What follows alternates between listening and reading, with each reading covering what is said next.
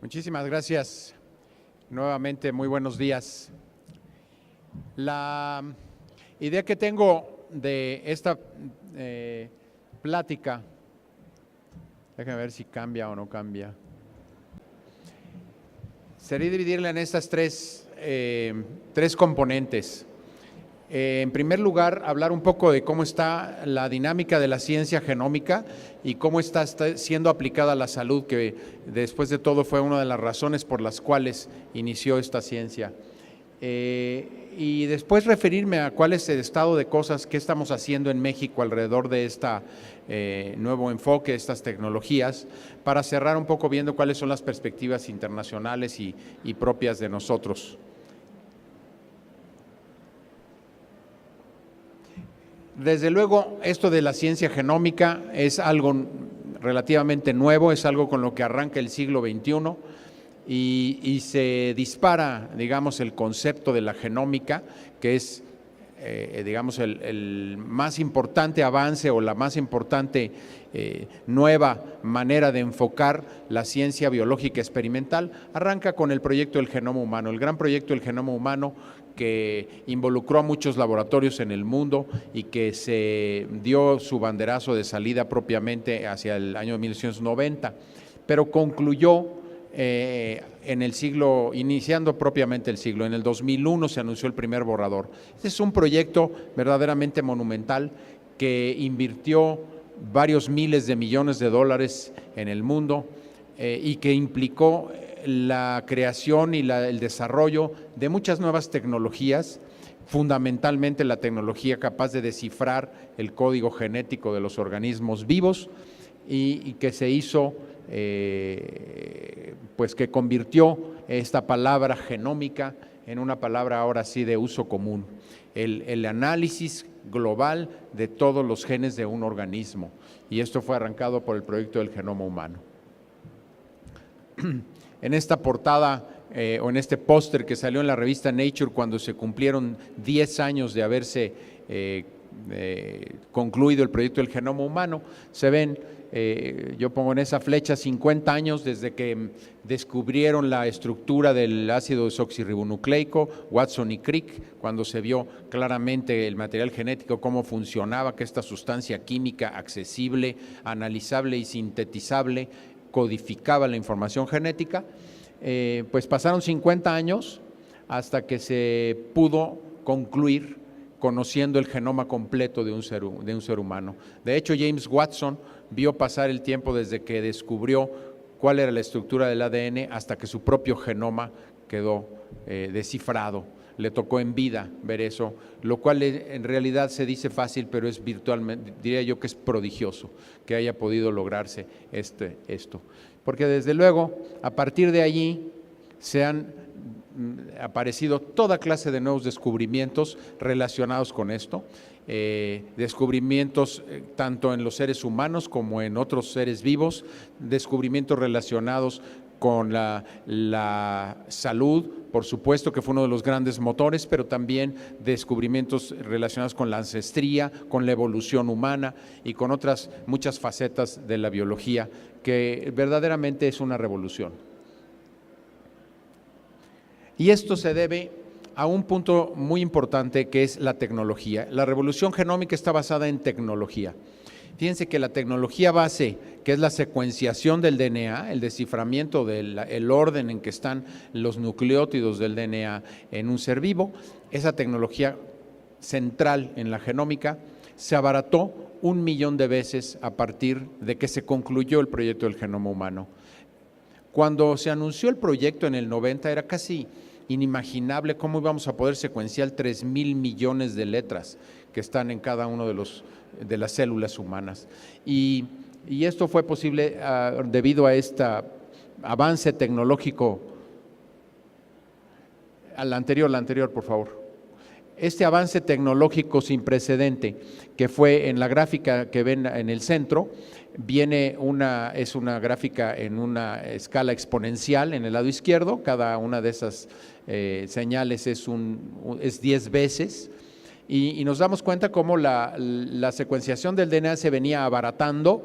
En la izquierda es el costo, en las ordenadas es el costo, en el eje de las X son los años que fueron pasando, y hacia la mitad de la década del 2000, 2006, 2007, hubo todavía un punto de inflexión bien dramático, que es las nuevas técnicas que llamamos de segunda generación de secuenciación masiva del DNA.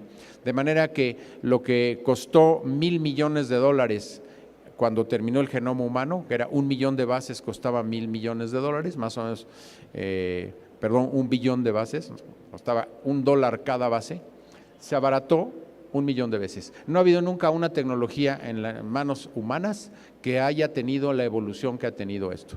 Y el punto es que en la actualidad estamos tratando de asimilar esta cantidad de información que no esperábamos que fuera a surgir. Ni siquiera las computadoras le mantienen el paso a la cantidad de información que estamos generando con estas tecnologías. Y bueno, también hay otras tecnologías complementarias, la espectrometría de masas para analizar las proteínas, o estos muy prácticos e interesantes sistemas de microarreglos en los que podemos interrogar en unos cuantos minutos y por unos cuantos dólares cientos, miles o cientos de miles de diferentes posiciones de un genoma para poder hacer un genotipo rápida y fácilmente. Como si fuera poco esta tecnología base, recientemente hace su aparición otra tecnología que los que no hayan oído hablar de ella seguramente van a oír en los próximos meses o años, porque es una tecnología nuevamente revolucionaria, que es la capacidad de modificar o editar al DNA. Desde hace mucho tiempo hemos sido capaces de modificar genes en concreto, sobre todo en sistemas experimentales sencillos, pero modificar un gen de un organismo superior, un animal, una planta, un humano, una célula humana, había sido realmente complejo y difícil e imperfecto. Esta técnica que recientemente se ha cobrado gran popularidad y que seguramente dará algún par de premios Nobel a las investigadoras que lo desarrollaron en los próximos 2 o 3 años, lo esperamos, se llama CRISPR-Cas y pues de acuerdo con algunas estimaciones ha mejorado 100 veces la efectividad con la que podemos modificar los organismos vivos, modificar el genoma de las células superiores. Es otra revolución encima de la revolución que ya estamos viviendo. Y todo esto, ¿cómo se va a manifestar? Bueno, perdón, una breve paréntesis, una breve pausa. Resulta que este sistema CRISPR-Cas fue producto de la investigación básica de unos investigadores que estaban trabajando, de hecho el origen es en España, un investigador, un bacteriólogo fundamental que descubrió que había ciertas señales en el genoma de algunas bacterias medio exóticas, de hecho eran arqueas, ni siquiera eran bacterias, y que esas repeticiones que dan el nombre de CRISPR, pues estaban muy interesantes y que valía la pena perseguir ese concepto, a ver qué era. Descubrieron eventualmente que eran un sistema inmune, digamos, que defendía la bacteria de sus bacteriófagos, de los virus que la infectaban, pero después se dieron cuenta de una cosa muy interesante, que es que la bacteria guardaba pedacitos del genoma del virus para defenderse en el futuro cuando volvía a ser infectada, y si entraba el DNA del virus, evolucionó un mecanismo para cortar el DNA del virus e inactivarlo.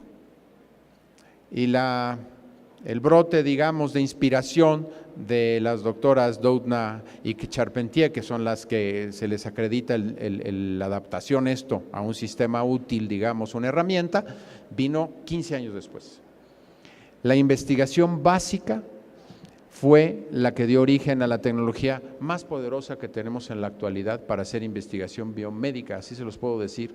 No hay nada más revolucionario en los últimos 20 años que esta tecnología, y sin embargo surgió de una investigación básica de un humilde investigador dedicado a lo suyo, haciendo investigación de calidad. Por ello es muy importante que comprendamos que la investigación tiene las vertientes aplicadas, que nos ocupan a la mayor parte de los que aquí estamos, pero que tenemos que estar en contacto y también sosteniendo, sobre todo como Estado, a la investigación fundamental, a la investigación básica. En la que sigue, Esta tecnología CRISPR-Cas, en una revisión reciente de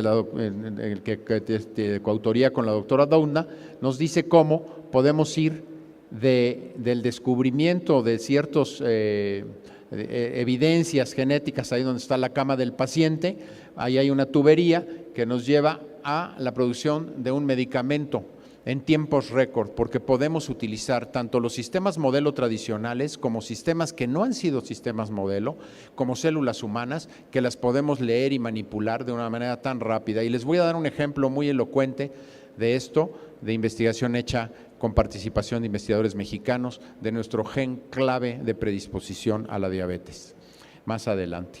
Así que CRISPR-Cas nos está dando herramientas para poder hacer investigación y créanme, la mayor parte de ustedes van a poder acceder a esta capacidad porque es una tecnología robusta, es una tecnología que se implementa con bastante facilidad. ¿En la que sigue? Bueno, ¿cómo está el momentum de la genómica? ¿Qué ha pasado con esta tecnología, esta capacidad de secuenciar DNA a velocidades y a costos nunca imaginados? Bueno, pues una de ellas es caracterizar la diversidad genética humana. Desde luego, cada uno de nosotros tiene un genoma que es un genoma humano, ¿no? Y en ese sentido se parece al de todos los demás, te parece 99.8%, pero cada uno de nosotros también difiere de la persona que está sentada a su lado, más o menos en un 0.2%, pero ahorita vamos a ver esas diferencias qué significan.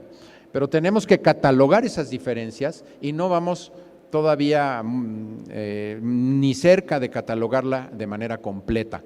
Entonces, los proyectos de catálogo de la diversidad humana se van avanzando con el paso del tiempo, y aquí hay otra gráfica impresionante en donde podemos ver esta raya, la raya de en medio, no sé si se ve a mi apuntador, atrás. Esta raya de en medio es el genoma humano completo, 1.000.000. Hemos secuenciado no solamente el genoma humano original de referencia que se hizo en el 2000, sino que ahora en los laboratorios del mundo se han estado secuenciando muchísimos genomas de otras personas de diferentes orígenes geográficos, diferentes orígenes poblacionales, y se entiende que vamos a llegar al genoma 1.000.000 en el año 2017. Nunca imaginamos que íbamos a tener 1.000.000 de genomas solamente 15 años después de que se anunció el proyecto del genoma humano. Y con base en estos genomas nuevos que se han secuenciado, pues tenemos este dato, digamos, cómo es nuestro genoma en números, ¿no? Cada uno de nosotros tiene 3.400 millones de nucleótidos en los 23 pares de cromosomas, ¿no? Esos 3.400 millones están en cada una de nuestras células, pero si comparamos mi genoma con el de cualquiera de los de ustedes, vamos a encontrar que ese 0.2% de variación es entre 3,5 y 5 millones de diferencias específicas. Hay 5 millones de letras distintas, es lo que nos hace únicos a cada uno de nosotros. Claro, con nuestros hermanos las diferencias son mucho menores, solamente la mitad, ¿no? Más o menos 1,5 millones de diferencias con un hermano o con un padre o madre. Ya cuando llegamos al primo en cuarto o quinto grado, las diferencias son de más de 3 millones. Y si nos comparamos los de una etnia con otra etnia, las diferencias son más o menos de 3,5 a 5 millones. Todos los seres humanos somos tan diferentes entre nosotros como lo somos con los de otras latitudes. Los humanos somos, la diversidad está más que nada en lo individual y no en estas artificiales divisiones que hemos hecho relacionadas con el color o con aspecto físico. Interesantemente, cada uno de nosotros que se secuencia en la actualidad contribuye con 80,000 nuevas variantes que nadie conocía y que son variantes de ese genoma humano, pero que son compatibles con la vida, por algo estamos aquí presentes, ¿no? Entonces, cada uno contribuye con unas nuevas variantes, pero quiere decir que hay todavía muchas variantes del genoma humano que no conocemos. Y cada uno de nosotros trae 60 mutaciones absolutamente nuevas que no tenía ni uno de nuestros padres, ¿no? Somos contribuyentes a la diversidad humana, contribuyentes a la evolución, porque cada uno de nosotros trae algunas variantes, algunas que pueden hacernos daño, la mayoría no tiene ninguna importancia y ocasionalmente alguna que puede ser muy interesante para la especie, ¿no? Todos traemos genes inactivados, ninguno de nosotros es perfecto Y los genes inactivados que traemos frecuentemente no nos hacen mayor daño, pero en ocasiones pues nos predisponen a enfermedades, y ese es todo el punto de la genética, de la genómica humana aplicada a la salud. ¿En la que sigue? Les recuerdo que las enfermedades humanas todas tienen una base genética, pero las que más base genética tienen son las que hemos conocido alrededor de la genética médica, las enfermedades llamadas mendelianas, que también se les conoce como enfermedades raras porque son muy poco frecuentes en lo individual. En lo colectivo no son tan infrecuentes, probablemente más del 5% de la población tiene alguna enfermedad genética monofactorial, de esta de monogénica o que se hereda de forma mendeliana. Pero, pues para nuestra desgracia, la mayor parte de las enfermedades, en la que sigue, son enfermedades complejas, a las cuales afectan muchos genes y su interacción con el ambiente. No podemos ver su patrón de herencia de manera sencilla con las leyes de Mendel. Y estas enfermedades complejas son las que más nos preocupan porque son las que afectan a la mayor parte de las personas. Bueno, pues este componente genético de las enfermedades complejas no eran estudiables sino hasta que hizo su aparición el conocimiento del genoma humano. La genómica contemporánea nos permite ver el componente genético de la enfermedad, cosa que antes estaba oculto, era como materia oscura, ¿no?, dentro de la genética humana. ¿En la que sigue? Con todos estos conocimientos y esta nueva aportación de las tecnologías genómicas, estamos previendo que va a haber una serie de beneficios al conocer estos componentes genéticos de la enfermedad. Y estos beneficios, en estos 4 conceptos, se resumen bastante bien. En primer lugar, detectar la enfermedad en etapas tempranas. Clarísimamente esto va a tener un efecto muy, muy fuerte en la beneficio de la salud, tanto en términos de costo como en términos de efectividad.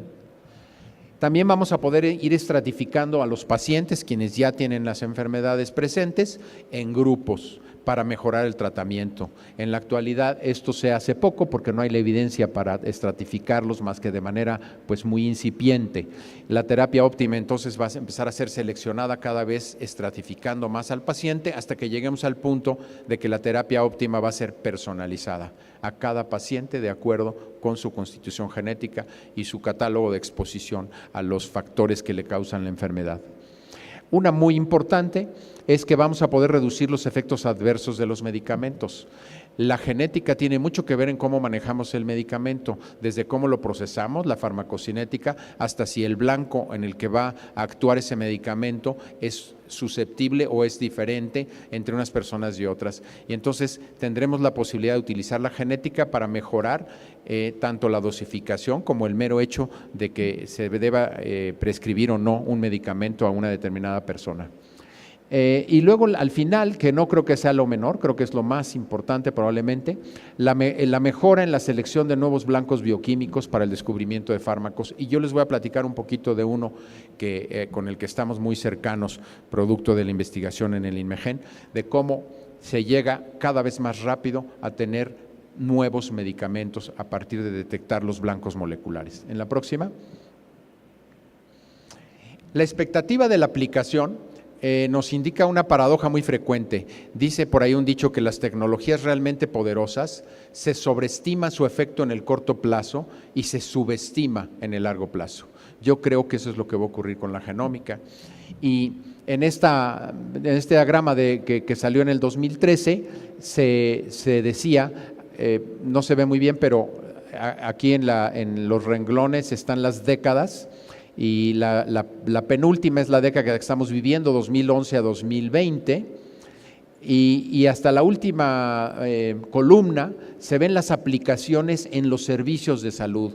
Todas las manchas de aplicaciones anteriores o de desarrollo anterior que se ven en este diagrama, lo que dicen es qué áreas de la ciencia están siendo impactadas, qué áreas del conocimiento, pero el servicio de salud no se esperaba que fuera a aparecer demasiado pronto.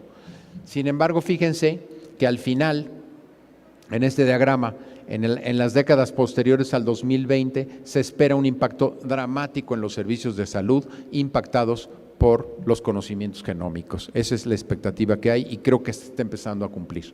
En la próxima. Esto es lo que se espera, todavía tenemos, lo que estamos viendo de aplicaciones concretas es la punta del iceberg, pero les puedo decir que en algunos ámbitos de la medicina ya tenemos la aparición de acciones concretas, de tecnologías que están siendo ya útiles. En el centro está el cáncer, en este momento ya empieza a dejarse de comprender un tratamiento de cáncer verdaderamente actualizado que no lleve la caracterización molecular del tumor. Y esto quiere decir inclusive que se le haga secuenciación completa al genoma de ese tumor.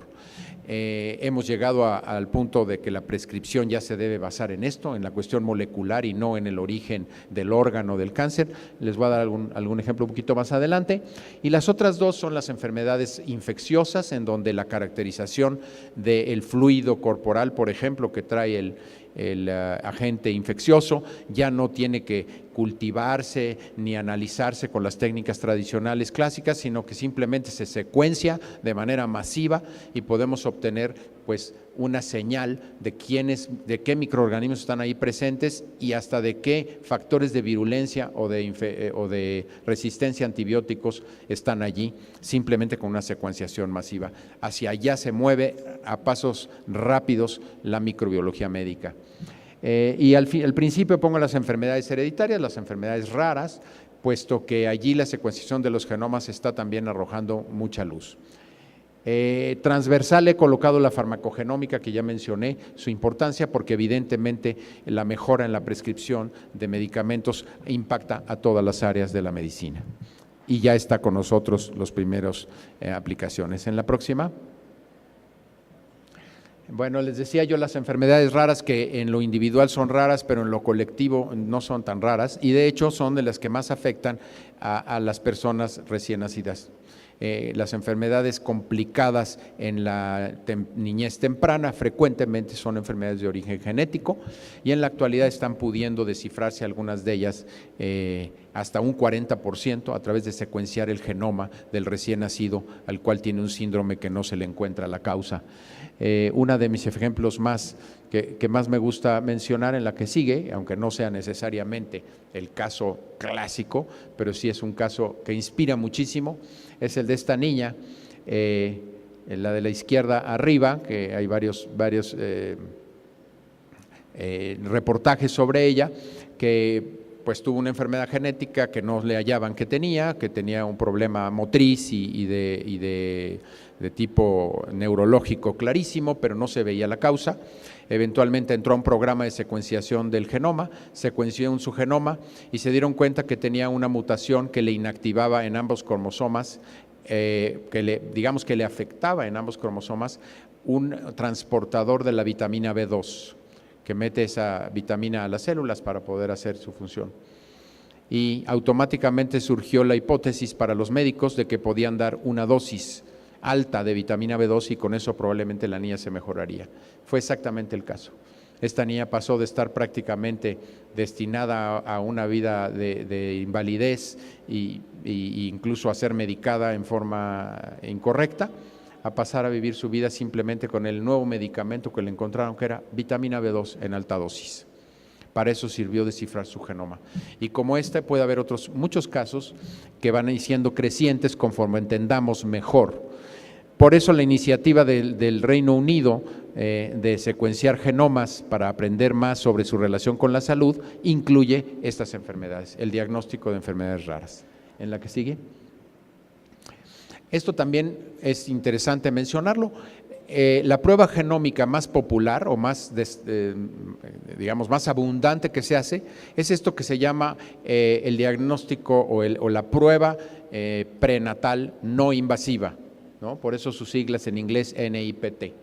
Esta prácticamente ha sustituido a la toma de líquido amniótico de vello coriónico porque es no invasiva, se toma de la sangre de la madre en donde está flotando DNA del feto.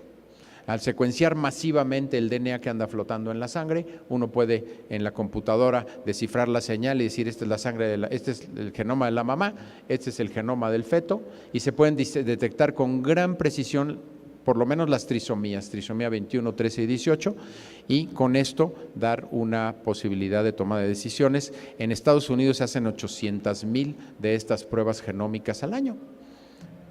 Incidentalmente, en un 0.4% de los casos también se detecta que puede haber cáncer en la madre, porque la misma prueba lo da. Y entramos en algunos de los dilemas de ética médica que vamos a tener que ir enfrentando conforme vamos teniendo información, y a veces mucha más información de la que necesariamente estábamos buscando, ¿no? En la que sigue. Les decía yo que el cáncer es el área en donde más claramente ya se está sintiendo el efecto en la práctica médica. Y va en este diagrama que no se lee muy bien, pues, pero que tiene diferentes flechitas a lo largo de la vida.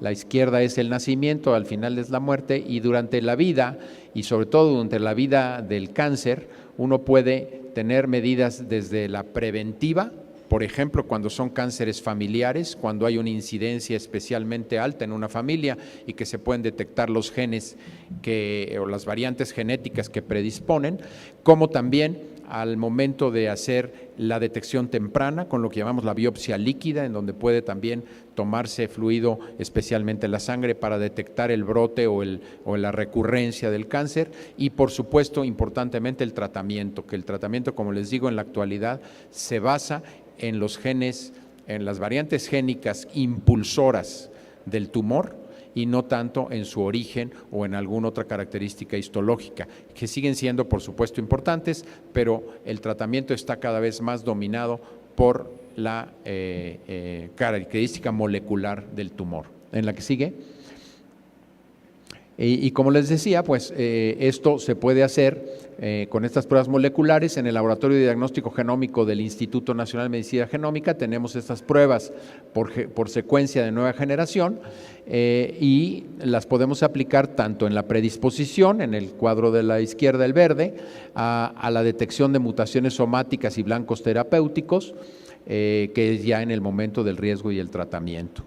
Esto ya se aplica y se puede tener este servicio en México a un costo que creo que es muy competitivo. En la próxima.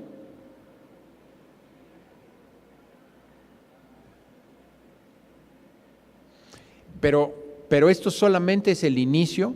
Fíjense que ese diagrama que apareció en una revisión de la revista Cell hace unos pocos meses, se ven unas flechas, cada flecha y para cada uno de la lista de la columna izquierda es un tipo de tumor, y se ve que hay evidencia para muchos tumores diferentes de un tratamiento diferenciado por la caracterización molecular. Y sin embargo vemos unas bolitas que están o al mero principio, donde todavía no se aplica, o a la mitad de la flecha, que quiere decir que se aplica solamente un pequeño porcentaje de los pacientes que podrían beneficiarse del nuevo conocimiento molecular. Este diagrama nos muestra el rezago de la práctica clínica respecto a la investigación en el ámbito del cáncer. Y creo que es muy elocuente y creo que nos recuerda la urgencia que tenemos de ir adaptando el conocimiento que va surgiendo para rápidamente convertirlo en pruebas, en ensayos clínicos, en evidencia que luego llevemos a la política pública, en las guías de práctica clínica. En la que sigue. Las cosas, como siempre, son muy complejas. No solamente tenemos un genoma complejo que interactúa con el ambiente, tenemos nuestro otro genoma, que le llamó en alguna ocasión alguna publicación cuando se sacó una primera entrega de lo que llamamos el microbioma humano. Resulta que los humanos tenemos todos cargando muchas más células bacterianas que humanas. Cada uno de nosotros trae más o menos entre 1 kilo y 1,5 kilos de bacterias. Y en esas hay muchos más genes bacterianos que humanos. Y todos podemos comprender que hemos evolucionado junto con estas bacterias desde antes de que fuéramos humanos, ¿no? Desde que éramos primates, pues ahí traemos nuestra colección de bacterias que han esculpido nuestro genoma, y nosotros el de estas bacterias. Comprender el genoma bacteriano, el microbioma, había sido casi inaccesible hasta hace un tiempo, unas cuantas que se podían cultivar, pero hoy día podemos secuenciarlo todo completo, podemos hacer un rápido mapa de cuáles son los géneros y especies que están poblando una cavidad humana o un fluido corporal, y con esto tenemos otra dimensión que también importa mucho. Cada vez se le encuentran más efectos en salud al microbioma. Se habla de la disbiosis, ¿no? Un microbioma trastocado, y eso tiene efectos en salud que apenas empezamos a asomarnos. También tenemos el microbioma infeccioso, ¿no? Y tenemos la posibilidad de acceder a como ya les había yo mencionado, simplemente aplicando las nuevas técnicas, microarreglos o secuenciación masiva, que rápidamente nos revelan la presencia, digamos, el contexto biológico de lo que estamos analizando.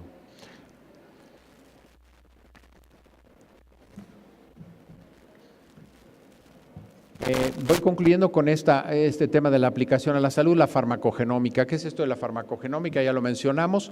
Hay diferentes factores que hacen que a unos pacientes les haga un efecto mejor y a otros peor, y en algunos casos les haga daño un medicamento. La presencia de determinadas variantes genéticas pueden hacer mucha diferencia, y en algunos casos está muy bien determinado, así como si fueran las formas mendelianas de la farmacogenómica. En ciertos casos, cierta variante genética dramáticamente afecta la efectividad de un medicamento, y con solo ver si está presente o no esa variante en una persona, podemos hacer una predicción muy segura de qué efecto va a tener el medicamento. Pero si tomáramos en cuenta muchos más genes, vamos a ser capaces de hacer predicciones sobre la eficacia de los medicamentos en la gran mayoría de los medicamentos que se dan. Es por eso que la farmacogenómica es una de las áreas más en donde hay más interés en seguir desarrollando, y en donde hay varias, en el momento hay 41 fármacos aprobados por la Food and Drug Administration en Estados Unidos. En el 2014 había 41 que requieren o que se indica que deberían de hacerse una prueba genética antes de prescribirlos para establecer la dosis o la conveniencia de prescribirlos. ¿Cuál es el problema que tenemos? En primer lugar, que no están perfectamente calibradas estas técnicas, no en todas las poblaciones. Y en segundo lugar, que prácticamente nadie tiene su farmacogenoma disponible. Entonces, cuando se le va a prescribir un medicamento, el médico pues no tiene en realidad la posibilidad de decir, vaya usted a hacerse un farmacogenoma y luego viene para que le diga la dosis. La idea es que todos tengamos nuestro digamos, genotipo de farmacogenética previamente ya establecido, prácticamente desde que nos dio nuestro primer catarro, y de ahí para adelante los médicos puedan utilizarlo para hacer la prescripción. Es un área que se va a desarrollar muchísimo, estoy seguro, en los próximos años, en la próxima. Y como les digo, esa es la tendencia internacional, y hay varias iniciativas para tener la farmacogenética determinada de antemano y que vaya siendo disponible para que los médicos cada vez vayan utilizando más el recurso. Pero hay que acumular más conocimiento del que tenemos hasta ahora. En la que sigue. Recapitulando la accionabilidad, ¿qué es lo que hoy día la genómica está proporcionando a la práctica médica concreta? Esas tres grandes áreas, y les recomiendo pues esta revisión que se llama Toward Precision Medicine. No se lee, aunque debería de leerse aquí la cita, pero si anotan el nombre, lo googlean rápidamente. Es una revisión de Cell bastante reciente sobre la medicina de precisión, y ahí relata en dónde ya está siendo aplicada la genómica en salud y cuáles son algunas de las perspectivas. En la que sigue. Lo que a todos nos preocupa, seguramente algunos estarán haciendo la pregunta, bueno, y en las enfermedades crónicas, en la diabetes, en la obesidad, en la hipertensión, en todas estas que ocupan a los médicos todos los días en los sistemas de salud, ¿qué tan lejos estamos de ello? Pues en realidad la accionabilidad todavía no la vemos muy clara. Quizá vaya a empezar a hacer su aparición en algunos aspectos de farmacogenética, pero es seguro que va a ser aplicable también a estas enfermedades complejas, y será cuestión quizá de otro lustro, una cosa así, para que empecemos a ver esas aplicaciones. Y yo les voy a dar un ejemplo del uso en México que puede ser interesante ver qué dinámica estamos teniendo. En la próxima, la que sigue. Bueno, en México un papel relevante lo tiene el Instituto Nacional de Medicina Genómica. Fue planteado cuando se supo que se estaba descifrando el genoma humano y que esto iba a tener un gran impacto en salud, y el Congreso de la Unión decidió que crearían un nuevo Instituto Nacional de Salud que fomentara la presencia de la información genética, la genómica humana, en la población y sobre todo en los servicios de salud. Es un gran placer ser parte, me parece un acierto, que sea parte de los Institutos Nacionales de Salud, y se fundó en el año 2004. La misión es hacer investigación en genómica para mejorar el cuidado de la salud de los mexicanos. La próxima. En el instituto los tópicos prioritarios son algunos bastante lógicos, ¿me vas dando? Las enfermedades metabólicas pues son las que más nos aquejan y las estamos estudiando muy importantemente, aunque no haya todavía estas guías. Las enfermedades de lo que se refiere al cáncer, como ya se los he descrito, es lógica la razón. En la que sigue, las infecciosas, también ya las mencioné, y unas que no he mencionado hasta ahora, pero que son prácticamente la segunda causa de años de vida saludable perdidos, que son las enfermedades psiquiátricas. También se pueden beneficiar mucho del enfoque genómico. Y transversalmente, algunas de las cosas que he mencionado son la genómica de poblaciones, en la que voy a hacer un poco hincapié ahora, adaptar todo este conocimiento a la población concreta que se está tratando, la farmacogenómica, que es transversal, el uso de biología de sistemas, de bioinformática, de trabajar los grandes números, los grandes bases de datos y hacer correlaciones más complejas, no buscar un enfoque reduccionista, sino un enfoque más general. Eso es parte también transversal. Y finalmente, la que no he mencionado ni me da tiempo de mencionar, que es la epigenética, que es pues la otra mitad del asunto. Nosotros nacemos con un genoma, pero toda nuestra crianza y nuestra digamos, desde la vida intrauterina y después si nacemos por la vía vaginal o no, si nos alimentan leche materna o no, si mil diferentes condiciones, deja huellas en la expresión de nuestros genes, pero deja huellas estables. Eso es lo que es la epigenética, nuestros genes expresándose por el resto de la vida. Y cómo entender qué está pasando y cómo intervenir para cambiar ese mensaje epigenético es una de las grandes fronteras hacia el futuro de la genómica. En fin, ¿cuál es nuestra tarea en el instituto y cuál es la tarea de los mexicanos en genómica? En primer lugar, conocer la genómica de los mexicanos, porque resulta que el 90 y tantos % de los estudios de genómica que se han hecho hasta la fecha se han hecho en población caucásica. Y resulta que la población caucásica, aunque es muy parecida, porque todos somos humanos, también tiene sus diferencias, y esas diferencias van a tener impactos en salud. Yo les voy a dar un ejemplo que creo que es muy elocuente. Se ha mejorado el asunto, que en el 2009 era el 90% y ahora nada más estamos en el 81%. Pero ¿qué creen? Ese pie, la parte de abajo del pie que ven ahí, son asiáticos. Son los que están teniendo también algo de dinero, ¿verdad? Y los chinos, que están de manera muy, muy agresiva participando en la genómica contemporánea. Pero pues está muy claro que si no se hace una investigación y si no se analiza la población en concreto donde se están haciendo la adaptación de los análisis, pues es muy incompleto lo que se logra. Y les voy a dar algún ejemplo. En la que sigue. ¿Todo esto a qué se debe? Bueno, en el caso de México, nuestro país es producto de dos o tres cosas históricas muy interesantes, que por cierto se analizan de manera hermosa a través de la genómica, porque podemos leer los genomas de las personas que hoy viven en todo el mundo y compararlos y ver qué mutaciones están presentes en unos y otros y establecer los linajes con una precisión nunca antes vista. Con esto se ha comprobado que todos los seres humanos que vivimos en este planeta, fuera de África, salimos hace no más de 70,000 años, las poblaciones fundadoras. En ese pasaje aquí por el Medio Oriente, en esa flecha a la izquierda que sale de África, nos encontramos con los neandertales un ratito, le agarramos unos pocos genes neandertales y cada quien se fue para su lado. Hacia Asia y la parte norte se fue una cierta población y después cruzó hacia América. Hoy día es muy claro que la población americana entró a América no hace más de 15,000 años, pero se había separado de sus parientes que luego fueron los europeos hacía más de 40,000. Bueno, esto ocurrió y no ocurrió de manera tan sencilla.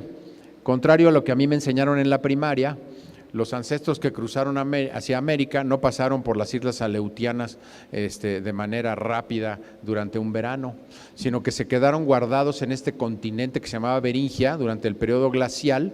Desde luego el mar estaba casi 200 metros abajo, y entonces el estrecho de Bering no era el estrecho de Bering, era un continente que se llamaba Beringia, del tamaño de Texas, y ahí se quedaron guardados nuestros ancestros amerindios, entre ellos mi tatarabuela materna, cuya mitocondria yo sé que es amerindia y yo sé que cruzó por allí, ¿no? Y se quedaron guardados probablemente 5 a 10 mil años en ese entorno perfectamente definido, donde lo único que había que cazar eran renos y que lo único que había que comer eran algunas hierbitas. Por supuesto, estos no eran agricultores, y eso modeló nuestro genoma amerindio. Después, pues ya sabemos lo que pasó. Estuvieron aquí felices durante 10,000 años, o no sé si tan felices, también con sus guerras y todo lo que tenían, y de repente les caen, en lo que sigue, los europeos, hace 500 años, 40,000 años separados, dos grupos genéticos, se juntan y generan lo que es la base genética de nuestra población. En la que sigue, se ve que esa mezcla está presentísima. En un primer estudio que se hizo en el INMEGEN, y que después con colaboraciones internacionales se analizaron 1000 genotipos distintos de indígenas y población urbana, y se ven estos diagramas. En el del centro, donde vemos las barras azules, son esos 1000 individuos, diga la mitad, como unos 500 individuos indígenas, y se ve cómo todos tienen su genotipo, que está marcado por las barras y sus colores, es prácticamente indígena, con un poquito de europeo, que es lo rojo. Y si vemos las poblaciones urbanas, pues varían en su componente indígena y su componente europeo, y más o menos andamos al 50%. La población humana es en promedio 50% indígena, 50% europea. Y podemos analizar con mucha más granularidad qué poblaciones indígenas están mezcladas, qué contribución hay de la población indígena de una región a la población urbana actual. Y por ejemplo, yo les puedo asegurar que la mayor parte de los duranguenses, su parte indígena es tepehuana, o es huichol o alguna otra cosa, pero de los indígenas de esta región. O sea, la distribución del componente indígena sigue en la población mestiza, sigue el mismo patrón que la original. Y esto pues lo vamos averiguando. Ahora estamos a punto de publicar los primeros 12 genomas completos de indígenas mexicanos, ya el genoma completo, en donde hemos descubierto una bola de cosas adicionales, y estamos también en gran avance de un proyecto de 100 genomas que tomamos de indígenas también, pero de indígenas mayores de 80 años que están sanos, que no han tenido nunca una enfermedad de significación. Estamos teniendo entonces el genoma indígena de referencia, que es el genoma sano, ¿no? Y con ese podemos comparar los genomas que tienen enfermedad. ¿Qué hemos hecho con esto? En la que sigue, pues hemos descubierto pues más de 300,000 nuevas variantes que no estaban presentes en las bases de datos porque son variantes indígenas. Y de esas, varios miles sabemos que tienen efectos predichos en salud. Y con estas estamos diseñando un nuevo microarreglo, un nuevo chip, en donde hay 50,000 variantes por diseño, aparte de 600,000 generales de genoma humano, 50,000 de nuestro genoma propio de nuestras poblaciones, y con eso podemos emprender estudios de relación entre salud y enfermedad y genética de manera mucho más intensa, mucho más informativa que antes. Y de hecho este chip pues tampoco es una cosa tan cara, ¿no? Por cada sujeto se le puede hacer este genotipo de 650,000 posiciones por alrededor de $60 en un contexto de investigación.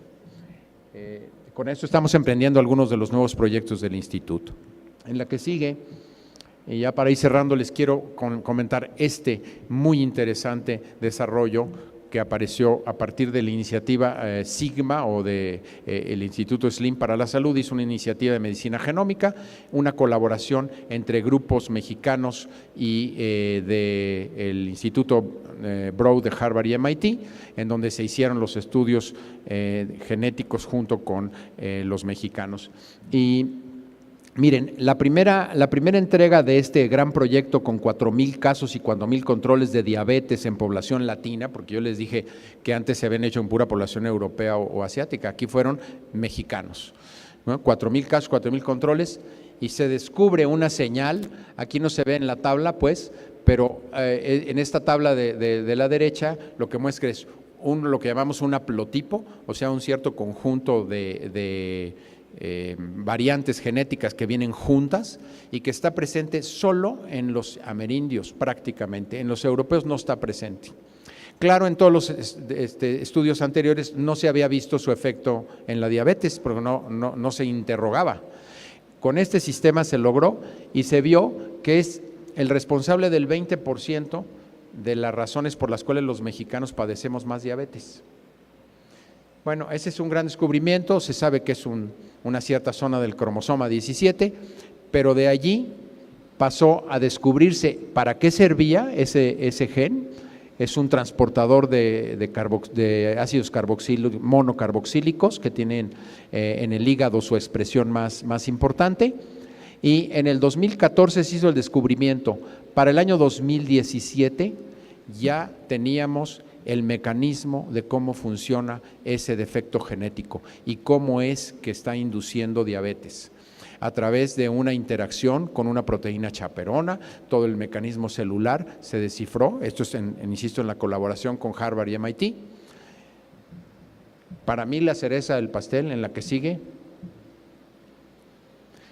ese letrero dice ahí, para hacer la investigación hubo que inactivar la proteína chaperona para averiguar qué estaba pasando. ¿Saben con qué se hizo? Con CRISPR-Cas. Claro, esto es uno de los laboratorios más avanzados en el mundo que tuvo acceso a la tecnología. Bueno, uno de los inventores está allí en el Instituto Broad. Pero para que vean el impacto que tiene una tecnología nueva a las que les había descrito, en poder avanzar de un concepto o de un descubrimiento de un gen a tener ya un candidato para un medicamento. Porque si fortalecemos la interacción entre esta chaperona y la molécula blanco, podemos potencialmente mejorar la condición de diabetes de las personas que tienen esta mutación. Entonces podemos pensar en que en menos de 5 años se llegó de un estudio genómico a un potencial tratamiento novedoso especialmente diseñado para la población mexicana.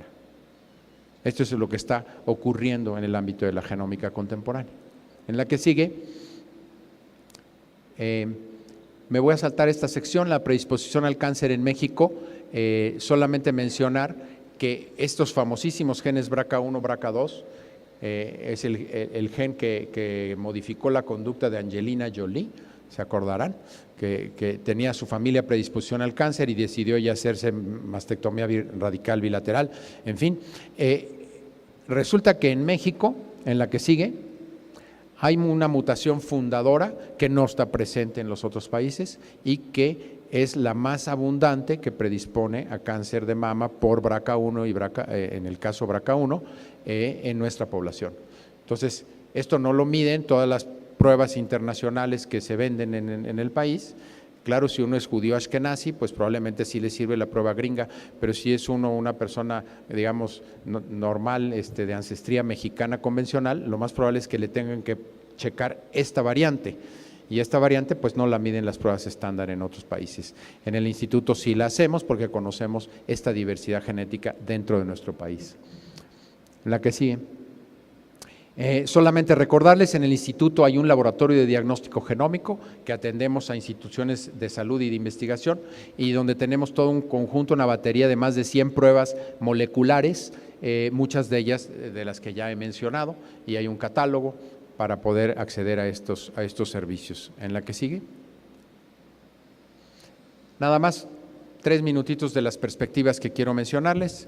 En la próxima.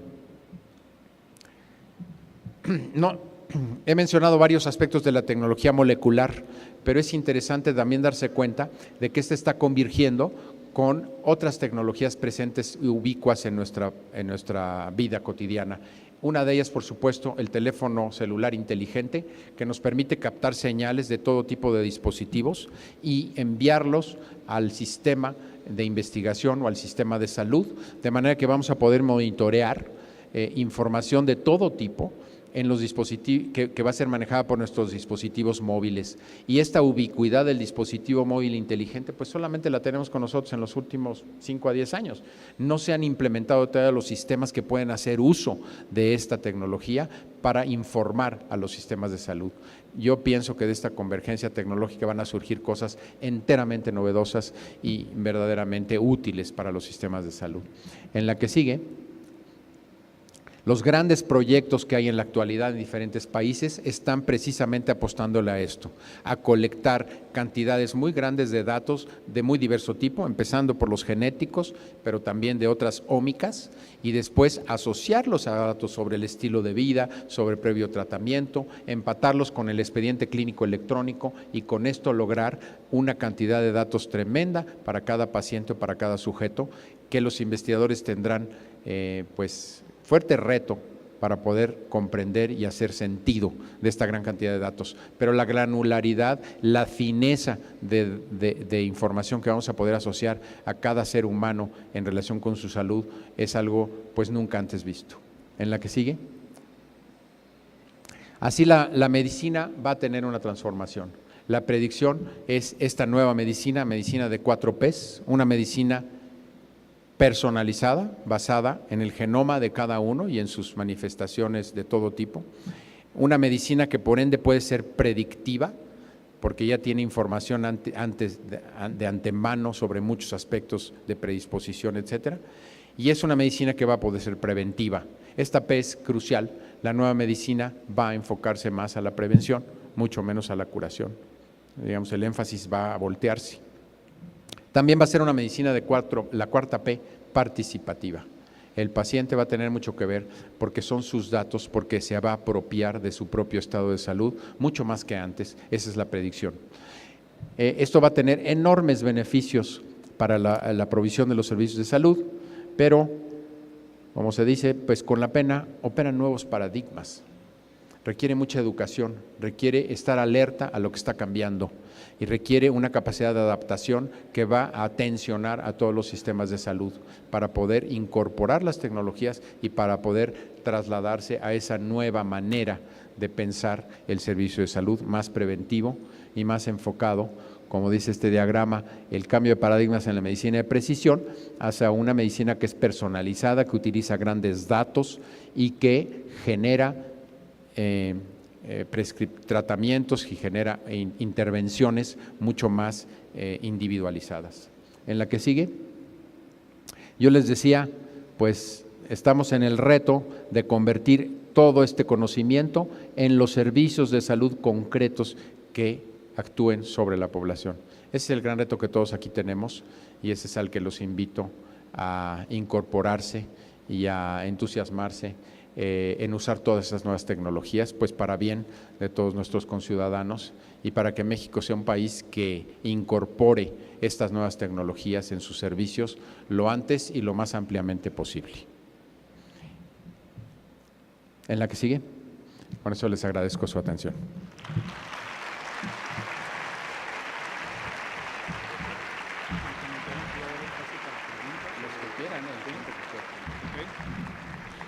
Bueno, agradecemos la participación y la conferencia magistral del doctor Javier Soberón con la ciencia genómica aplicada a la práctica clínica, perspectiva internacional y realidad en México. Le preguntaba al doctor si habrá espacio para preguntas, me comenta que sí, está a la disponibilidad. Entonces, por aquí el doctor Lascano.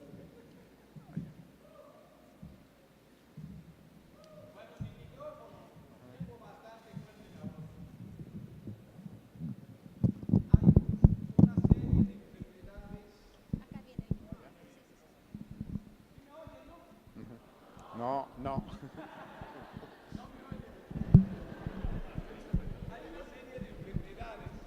Yo puedo repetir la pregunta. Como la encefalitis es... Bueno, ahora sí voy a bajar de volumen. Hay una serie de enfermedades como la encefalitis espongiforme que son provocadas no por virus, sino por priones. ¿Qué hay en términos de avances genómicos para conocer estas enfermedades? Es muy curioso, por ejemplo, que muchos de los pacientes con Creutzfeldt-Jacobson obtienen la enfermedad a través de consumir carne humana. ¿Qué está pasando con esto? Esto es una información muy interesante y creo que es muy importante, ¿no? Bueno, este tipo de enfermedades que no son causadas por digamos que retan la concepción de que lo contagioso tiene que ser un agente infeccioso y en todo caso por lo menos un ácido nucleico, ¿no? Y que en el caso es una proteína que tiene capacidad infecciosa y de propagarse, en alguna forma podríamos pensar que está fuera del ámbito de la tecnología genómica y pues no importa si está, ¿verdad? Podría estarlo. De hecho no lo está porque la proteómica en alguna forma se apoya en la genómica y uno tiene las nuevas tecnologías que permiten leer las proteínas o ver su presencia en diferentes tejidos, los puede relacionar con la secuencia que les dio origen. Y de hecho, algunas de estas predisposiciones a esta enfermedad están mapeadas en mutaciones que hacen que esas proteínas se tiendan a precipitar más que otras. Entonces, también hay elementos genéticos que predisponen o no a padecer estas enfermedades. Pero desde luego, pues ese sería un agente etiológico que no es necesariamente ni infeccioso ni genético, como pasa mucho, pues otro tipo de venenos, pues pasará lo mismo. Y simplemente lo que nos indica es que la biología es muy compleja, muy diversa y nunca deja de sorprendernos, ¿no?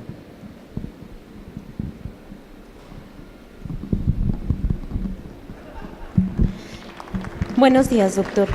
Sí. Excelente plática y le quiero preguntar, este término de mestizo mexicano todavía causa mucho conflicto en la literatura internacional cuando mandamos nuestros trabajos a publicar, Sí. porque no es tan homogénea la población como los europeos, asiáticos y los africanos, pero dentro de esta heterogeneidad, ¿cuáles serían las recomendaciones del Instituto de Medicina Genómica para poder hacer medicina genómica? Porque no es vemos los estudios de análisis de componentes y es una línea que está distribuida a lo largo de los 3 puntos cardinales.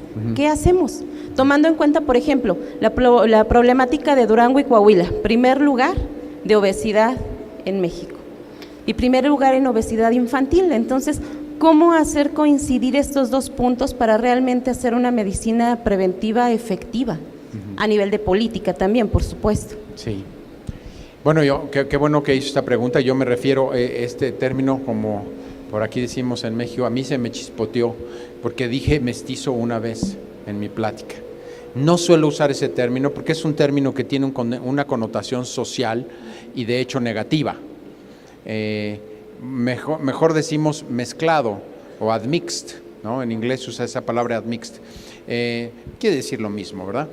Nosotros somos producto de la mezcla de esas 2 poblaciones y el hecho de usar esa palabra o no usarla, pues ya es una cuestión un poco de preferencia. Yo sí sugiero mejor tratarla de quitar para que no se confunda que el uso de información poblacional en nuestra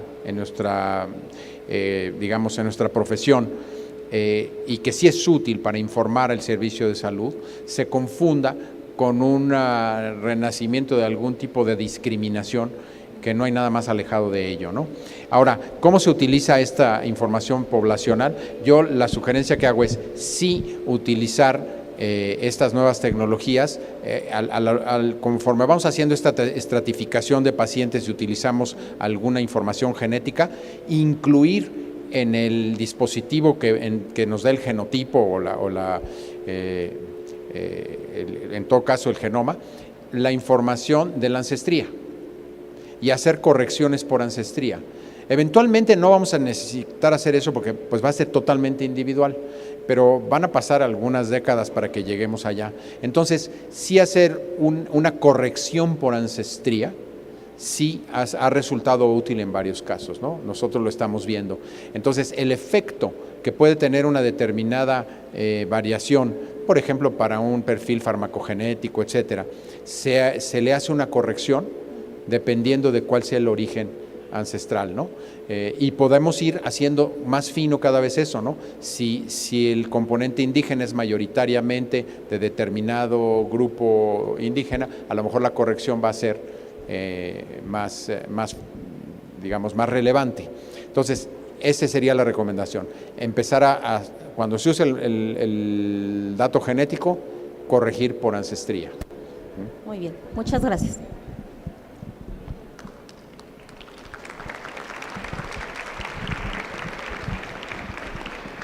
Yo te tengo otra. Mencionaste la aplicación en trastornos psiquiátricos. Y me entró inmediatamente el concepto ya muy antiguo de la medicina social, que se refiere a la biologización de la salud de los seres humanos. En el sentido de que desde la época de Pasteur y el desarrollo de los antibióticos, se creó la idea de que incluso el alcoholismo o algunos otros trastornos de personalidad podían ser tratados con medicamentos, cuando en realidad los medicamentos solo podrían coadyuvar a el tratamiento a base de psicoterapia, porque básicamente los trastornos de la personalidad son trastornos que se basan en la falta de herramientas individuales para enfrentar situaciones existenciales. Entonces, me preocupa mucho, y realmente debería ser muy preocupante, la biologización, un nuevo impulso a la biologización de los trastornos de la personalidad con esta línea de investigación. Entiendo también muy claramente que la psiquiatría se refiere a trastornos orgánicos cerebrales, de origen puede ser genético.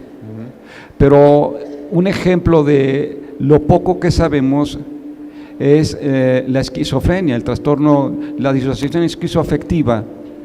Se empieza a tratar como un trastorno psiquiátrico y ahora es muy sabido que es un trastorno de personalidad, que tiene que ver incluso con la crianza a través de la teoría que se conoce como el doble discurso. Entonces, sí me preocupa mucho este problema de la biologización de la personalidad, cuando la personalidad es lo que nos identifica, nos hace diferentes y no puede biologizarse, ¿no?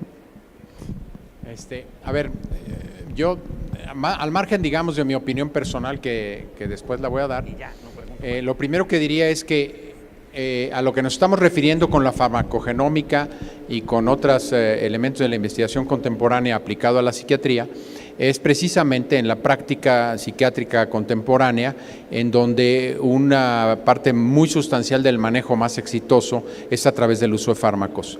Y el uso de los fármacos psiquiátricos para tratamiento psiquiátrico tiende esa característica, normalmente es de largo plazo, normalmente hay mucha experimentación en la dosis, hasta que se llega al punto, digamos, en donde el manejo farmacológico es óptimo.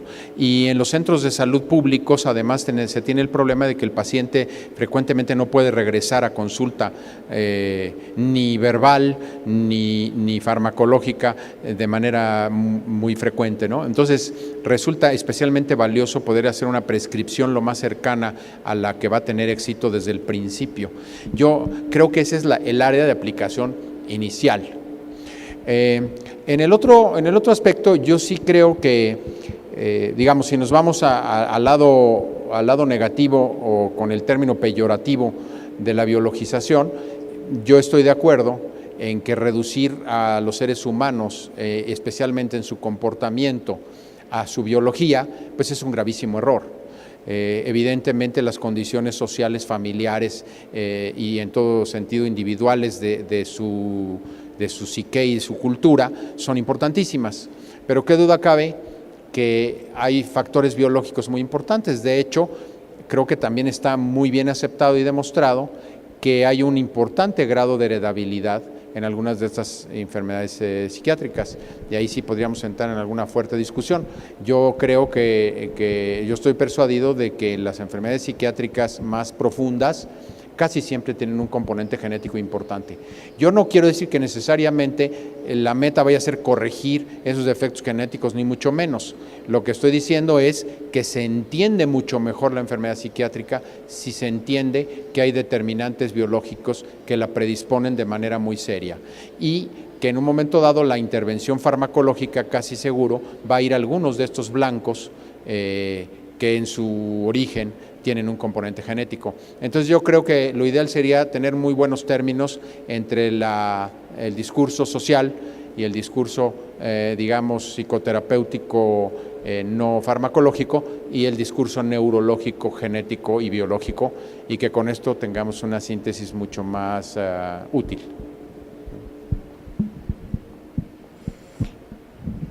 Felicitarlo, doctor, por su excelente exposición.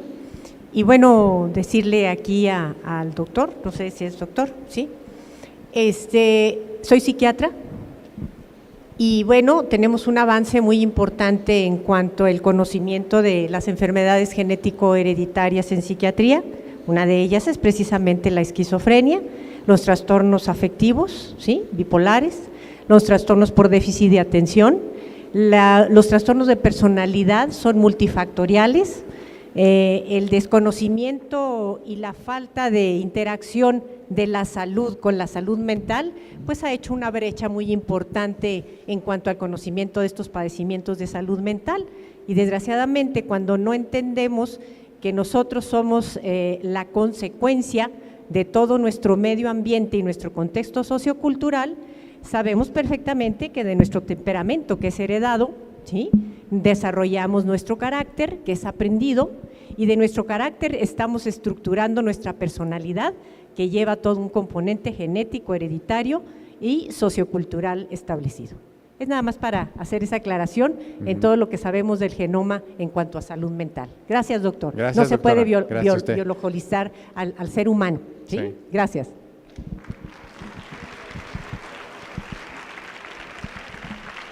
Muy bien, muchas gracias a todos por su participación. Doctor, le pido muy amablemente que se permanezca en esta área, y le pido a nuestro secretario de Salud, al doctor César Franco, así como a la maestra Liliana Martínez, nuestra directora de Enseñanza, hagan o harán entrega de un reconocimiento por parte del gobierno del Estado de Durango en manos del secretario de Salud, doctor César Franco Mariscal. Muchas felicidades y muchas gracias, doctor Francisco Javier Soberón Mainero.